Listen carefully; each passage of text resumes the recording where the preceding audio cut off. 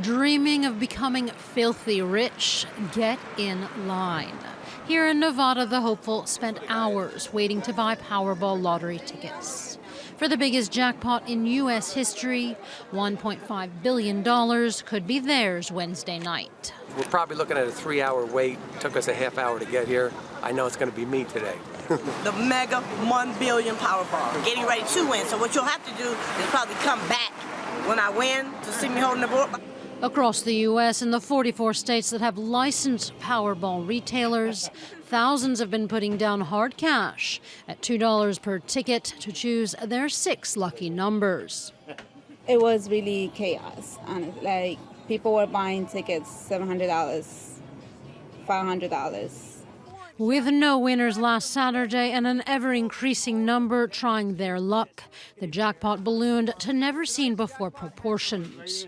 Americans and foreigners alike can play, and the lucky winner or winners will have a choice between the full jackpot in $50 million installments over 29 years or a single lump sum of $930 million before taxes. Life-changing cash that requires a lot of luck. Statistically, your chances of winning are 1 in 292 million. That's nearly 3 times less likely than being hit by lightning.